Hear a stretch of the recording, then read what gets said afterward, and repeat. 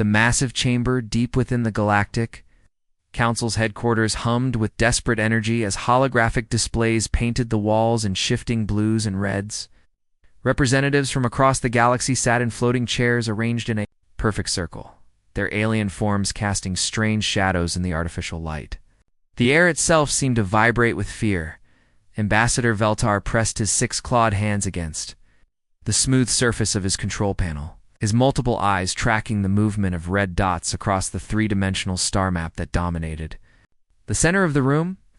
Each red marker represented a fallen world. It's a civilization that had existed for thousands of years now, reduced to nothing more than raw materials for the enemy war machine. System designation Kepler 442 has gone dark. The artificial intelligence announced in its perfectly calm voice. The AI had been designed to remain emotionless during crisis situations, but even its creators had never imagined a crisis of this magnitude. All defensive platforms destroyed. Estimated population loss, 4.7 billion beings. The sound that filled the chamber was unlike anything heard in centuries of galactic diplomacy. Species that communicated through musical tones created a discordant wail. Those who spoke in electronic pulses sent out rapid-fire bursts of distress. The insect-like races clicked their mandibles in rhythmic patterns that spoke of absolute terror. Counselor Thexani rose from her chair, her crystalline body catching the light from the holographic displays and throwing rainbow patterns across the walls. Her people had evolved beyond physical form millions of years ago, existing as pure energy contained within carefully crafted crystal matrices. Now, even her advanced form trembled with fear. "There must be something we haven't tried," she said, her voice carrying the harmonic frequencies that her people used to convey deep emotion. "Some weapon we haven't developed, some strategy we haven't considered. We cannot simply wait here for extinction." The hegemony representative, a massive creature that looked like a cross between a tree and a computer, extended several of its branch-like appendages toward the star map. "Our scientists have run every simulation possible. The Vexter Empire adapts to our weapons faster than we can develop new ones. Their biomechanical ships literally eat our defeated fleets and use the material to build more weapons." Veltar had remained silent throughout the discussion, his eyes focused on a small section of the galactic map that showed no red markers, no signs of Vexter expansion. The area was marked with a simple designation: Sector 7G, Observation. Post-active. For 73 years, his people had maintained a hidden monitoring station in that sector, watching a single small world orbiting an unremarkable yellow star. "There is one possibility," he said quietly, his voice cutting through the chaos of the chamber. The other representatives turned to look at him, hope and desperation mixing in their alien features. "The observation post in Sector 7G has been monitoring a world called Earth. The species there, they are different from us." "Different how?" demanded the representative from the Spiral Arm Confederation, leaning forward in his chair. "Are they more advanced? Do they have weapons we don't know about?" I don't know. Veltar manipulated his control panel, bringing up a smaller display that showed the blue and green world his people had been watching for decades. Images flashed across the screen. Cities burning, massive explosions, flying machines dropping destruction from the sky, soldiers fighting in muddy trenches, ships firing enormous guns at each other across vast oceans. "They never stopped fighting," he explained, his voice carrying a mixture of fascination and horror. "While every other species in the galaxy evolved beyond warfare, developed peaceful solutions to conflict, and built civilizations based on cooperation, the humans on Earth continued to perfect the art of war. They fight each other constantly, over resources, over ideas, over territory that seems worthless to anyone else." The chamber fell silent except for the gentle hum of the life support systems.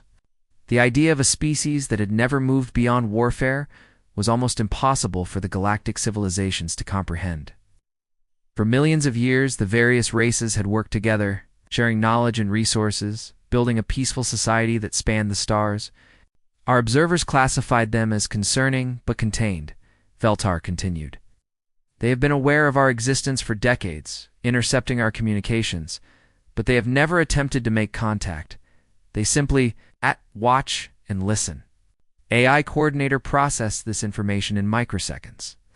Analysis indicates that a species with extensive military experience might possess tactical knowledge, useful against the Vexther Empire.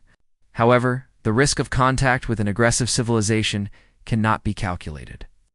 Counselor Thexani's crystalline form pulsed with thought. We face extinction. The Vexther will be here within days. What greater risk could there be than doing nothing? The vote was unanimous, driven by desperation and the knowledge that their peaceful civilization was about to be consumed by biomechanical horrors. The transmission was prepared quickly, broadcast on the same frequencies the humans had been, using to eavesdrop on galactic communications for decades. We are the Galactic Council, the message began. We face extinction at the hands of the Vexther Empire. We have prayed for peace, but peace eludes us. If peace cannot be found, we ask, for judgment upon our enemies? As the message raced through space, toward the small blue world, long-range sensors detected the first Vexther scout ships entering the outer edge of human space. The galaxy's fate now rested in the hands of a species that had never known true peace, a species that had spent their entire existence learning how to destroy each other.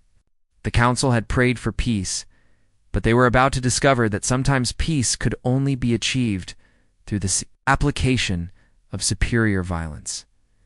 The underground chamber beneath Geneva stretched for nearly a kilometer, its walls lined with screens showing star maps, fleet positions, and tactical data from across human space.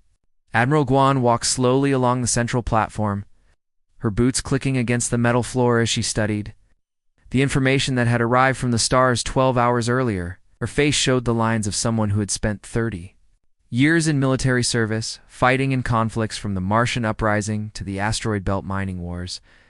The holographic display in the center of the room showed a three-dimensional map of the galaxy, with red areas spreading like spilled blood across the spiral arms.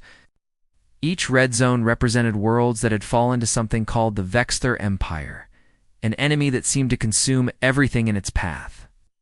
The scale was almost impossible to understand. Entire civilizations wiped out in days, billions of lives ended with mechanical efficiency. Dr. Hunwu approached the Admiral carrying a tablet filled with analysis data. He was a thin man, with thick glasses, someone who had spent his career studying dead languages and ancient texts. Now he found himself trying to decode the first message humanity had ever received from alien intelligence. The translation is complete, he said, his voice carrying a mixture of excitement and fear. They call themselves the Galactic Council, according to their message. They've been watching us for 73 years, ever since we developed radio technology. They have observation posts hidden throughout our solar system. Admiral Juan stopped walking and turned to face the scientist, watching us how closely, very closely. They know about our military conflicts, our weapons development, our social structures. They've cataloged everything. Dr. Hianwu scrolled through his tablet, finding the relevant section. Their official assessment of humanity is that we are concerning but contained. They're worried about our aggressive nature. But they didn't think we could threaten the galaxy. Defense Secretary Mingji stood up from her chair at the council table, her face showing the anger that many humans felt upon learning they had been observed without consent. She was a former fighter pilot who had lost her left arm in the Europa campaign. She was not someone who accepted being watched quietly. So they've been spying on us for decades, she said, her voice sharp with irritation. They've been sitting out there, judging us, deciding whether we're dangerous, and now that they're losing a war, they come to us for help? The tactical information they've provided is extensive, Admiral Giwan said, using her hand to manipulate the holographic display. The image changed to show recordings of battles between the Galactic Council forces and the Vexther Empire. These biomechanical entities have consumed half the galaxy in 18 months. Their ships are living creatures that grow stronger by eating defeated enemies.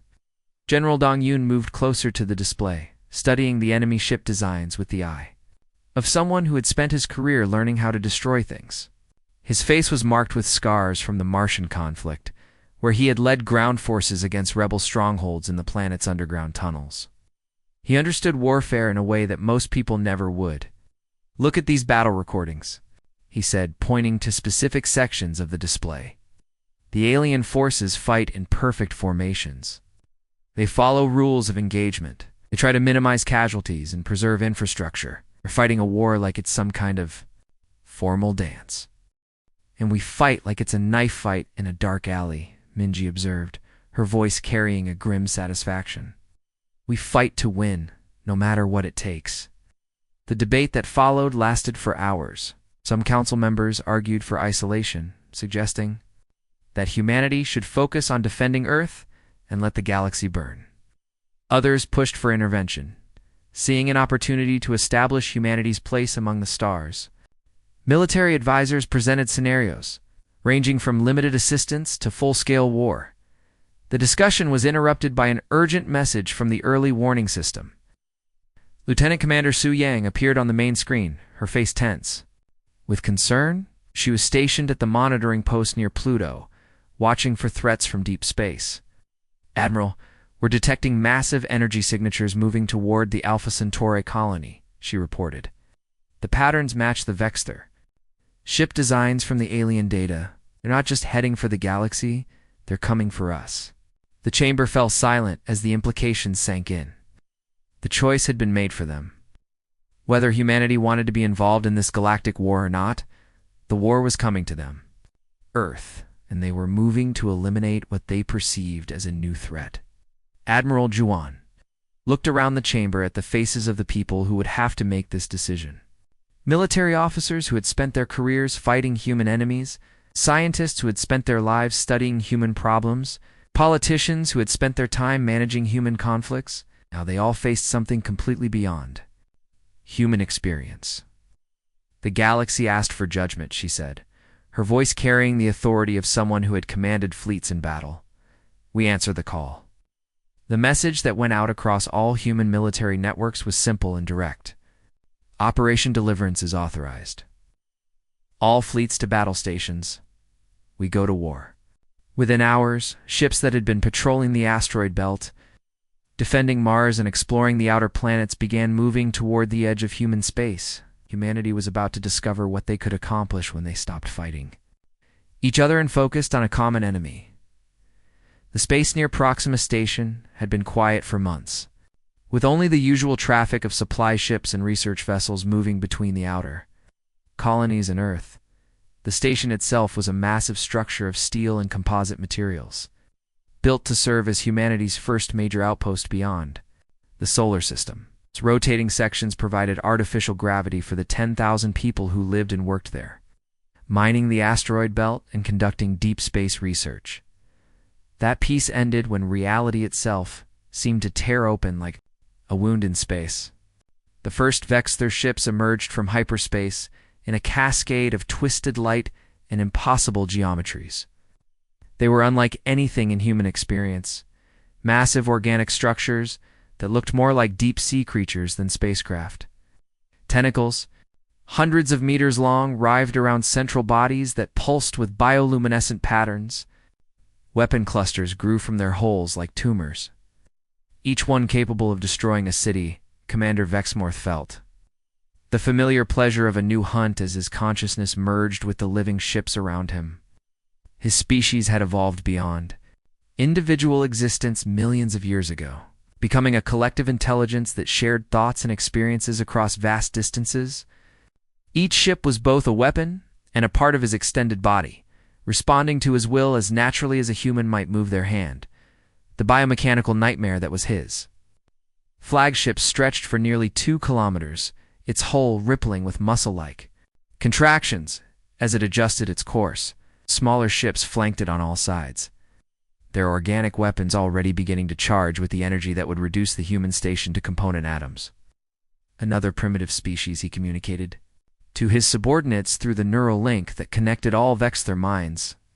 Their defensive platforms are crude, their ships basic. Look at how they cluster around their station like frightened children. This will be over quickly. The tactical display showed him everything he needed to know. The humans had built their station in a predictable location, surrounded it with obvious defensive weapons, and positioned their small fleet in a standard protective formation. It was exactly what he had seen from dozens of other species, beings who had forgotten how to fight effectively, who relied on outdated concepts of honor and fair play. Admiral Sunho stood on the bridge of the UES Indomitable, watching the alien fleet materialize on his tactical display. The bridge around him was cramped and efficient, every surface covered with controls and displays. Unlike the grand, spacious command centers of other galactic species, human warships were designed for one purpose: winning battles at any cost. The Admiral himself was a compact man with graying hair and eyes that had seen too much combat. He had commanded ships in the Martian Rebellion, the Asteroid Belt conflicts, and the Jupiter Moon Wars. His bridge crew moved around him with practiced efficiency, their movements precise and economical. They had trained together for years, preparing for threats they had never imagined they would face. 73 enemy contacts, reported Tactical Officer Neon, her fingers dancing across her control panel as she analyzed the incoming data. They're moving in a standard envelopment pattern, assuming we'll retreat to the station for protection. Weapons status. Admiral Sunho asked calmly, his voice carrying the authority of someone who had commanded fleets in battle. All railgun batteries charged and ready, responded Weapons Officer Jaeyon.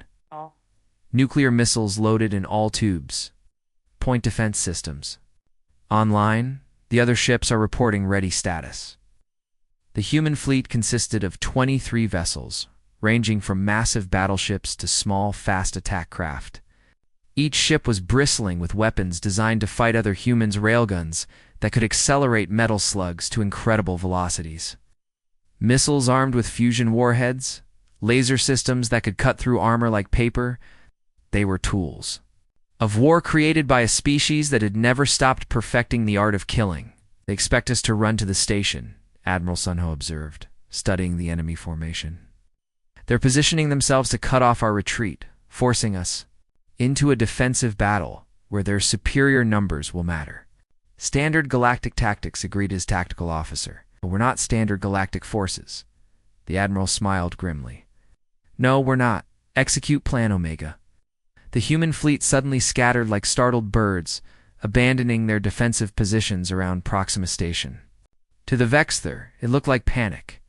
The primitive humans were fleeing in all directions, their formation breaking apart under the pressure of superior forces. Commander Vexmorth felt satisfaction. They run as expected. Pursue and destroy them before they can escape to hyperspace.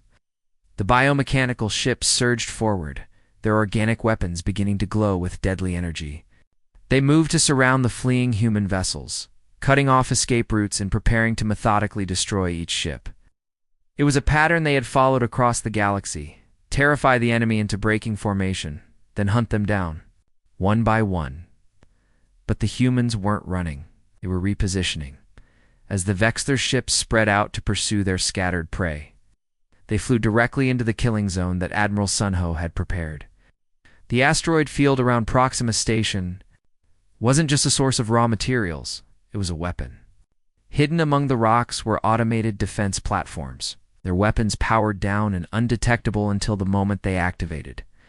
The first Vexther ship to die never saw the railgun slug that killed it. Projectile accelerated to a fraction of light speed, punched through the creature's organic armor and detonated inside its central nervous system. The biomechanical nightmare writhed in space for a few seconds, its tentacles thrashing wildly before going still. Target destroyed, reported Nain, with professional satisfaction. Switching to Target 2, the battle had begun, and the galaxy was about to learn what happened when a species that had never stopped fighting met an enemy that had grown overconfident from easy victories. The assault carrier Retribution hung in orbit above Kepler-4 for 2b, like a massive steel fortress, its hull scarred from months of combat against the Vexther Empire. General Yunji stood on the bridge, watching the planet's surface through the main view screen as human drop pods streaked through the atmosphere like falling meteors.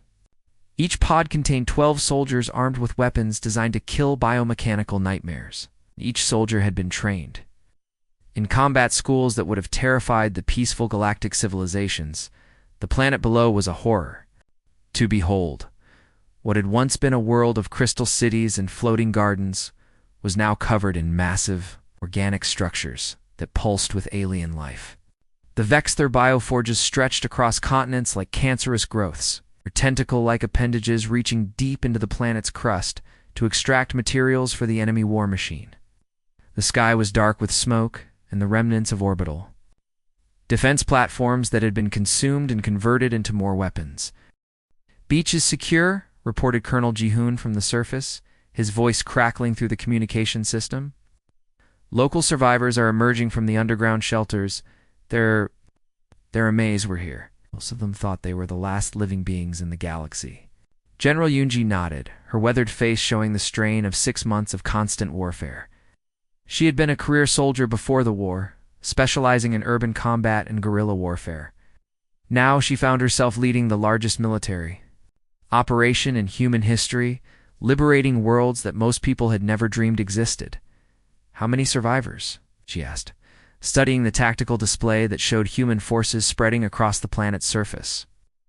"Approximately 200,000 Altarians in the main shelter complex," Jihoon replied. "They've been hiding underground for 8 months, living on emergency supplies and waiting to die. Their military forces were completely destroyed in the initial attack.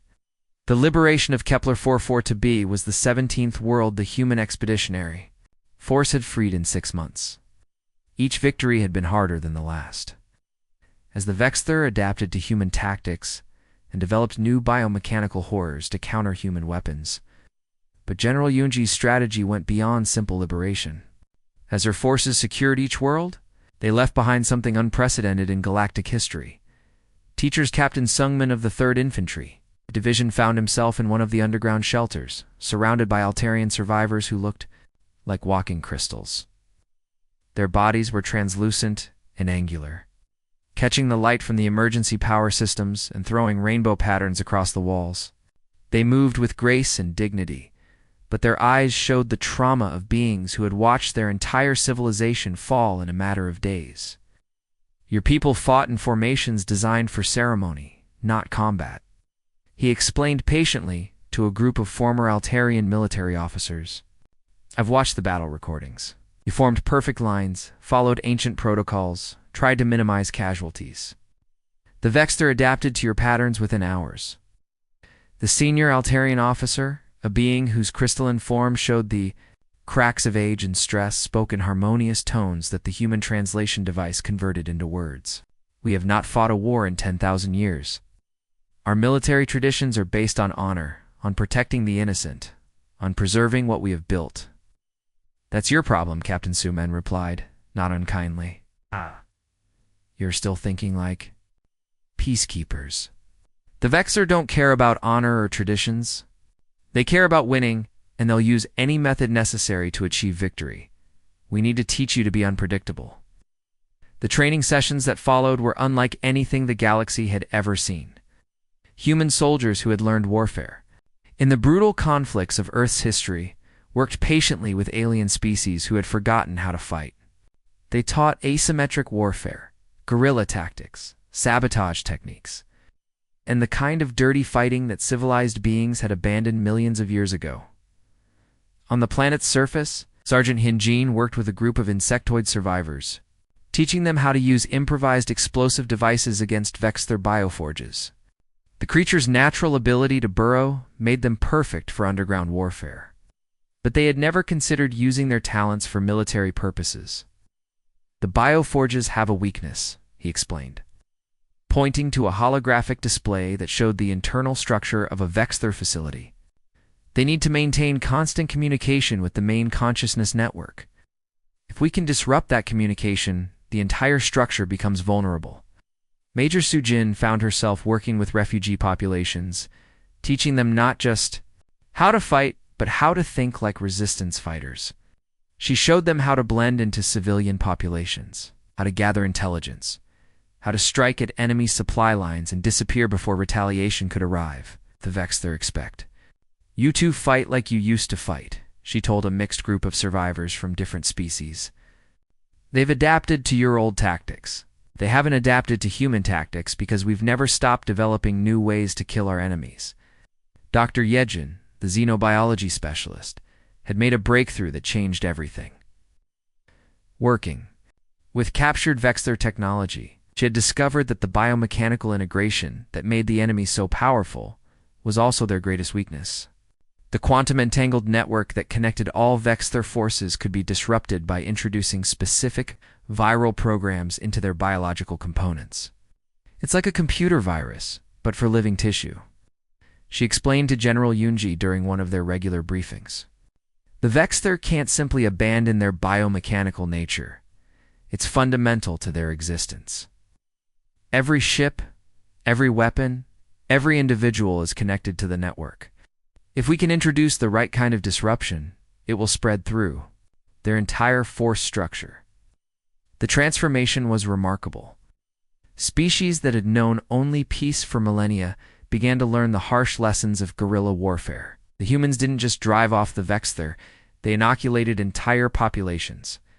Against future invasion, planets that had been conquered and abandoned began to report successful resistance movements, using tactics taught by human instructors. For the first time in their expansion across the galaxy, the Vexler found themselves facing an enemy that fought back after defeat, that learned from every encounter, and that taught others to resist. The tide of war was turning, and the galaxy was learning what humans had always known. Sometimes the only way to preserve peace was to become very, very good at war. The edge of the Vexler home system was a graveyard of ancient battles, filled with the twisted remains of biomechanical ships that had fought wars across the galaxy for millions of years. Admiral Giwan stood on the bridge of the UES Judgment, watching the largest fleet in human history take its final positions. Around her flagship, more than 300 vessels moved in perfect formation, human warships bristling with weapons, alien support craft crewed by beings who had learned to fight from human instructors, and converted civilian ships that had been turned into weapons of war. The fleet was a testament to what humanity had accomplished in less than 2 years of galactic warfare. Ships that had been designed to fight other humans now carried weapons specifically created to destroy biomechanical nightmares. Crews that had once battled an Earth solar system now worked alongside alien allies who had learned the harsh lessons of modern warfare from human teachers. At the center of the Vexer system, dominating everything else like a dark god, was the Emperor's fortress ship. The structure was beyond human comprehension, a living creature the size of a small moon. Its surface covered with biomechanical tentacles that stretched for hundreds of kilometers. Each tentacle was armed with weapons that could sterilize entire planets. And the fortress itself pulsed with organic light that spoke of intelligence older than human civilization. Target analysis complete, reported Commander Suyang, her voice steady despite the magnitude of what they faced. The fortress is essentially one massive organism with technological components integrated throughout. Dr. Yajin's virus should propagate through the entire structure once we establish contact. Admiral Guan studied the tactical display, her experienced eye picking out the defensive patterns that protected the fortress. The Emperor had positioned thousands of smaller bioships around his stronghold, creating layers of protection that would tear apart any conventional attack. The tentacles themselves moved in complex patterns, their weapons tracking every ship in the human fleet. Easier said than done, she replied, watching the tactical display. We need to get close enough to inject the virus without being destroyed by those defense tentacles. The moment we approach, every weapon in the system will target us. The battle plan was audacious, even by human standards. While the main fleet engaged the fortress defenses in a direct assault, a small task force led by Captain Jayan would attempt to penetrate the Emperor's defenses and ram the fortress ship's core. The attack ship would carry Dr. Yayan's virus payload directly into the Emperor's neural center, where it would spread through the quantum-entangled network that connected all. Vexler Forces Captain Jayan prepared his ship for what everyone knew was a suicide mission. The UES Spear was a small, fast vessel that had been modified with extra armor and the most powerful engines human technology could provide. Its crew consisted of volunteers who understood that they were unlikely to survive the mission, but who also knew that their sacrifice might end the war. The assault began with a coordinated bombardment from the human fleet. Railgun slugs moving at significant fractions of light speed struck the fortress's biomechanical armor, followed by fusion warheads that lit up the void like miniature suns.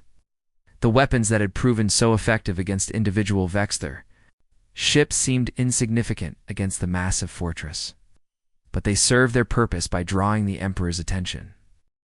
The fortress absorbed the damage with terrifying ease, its living components already beginning to regenerate the destroyed sections.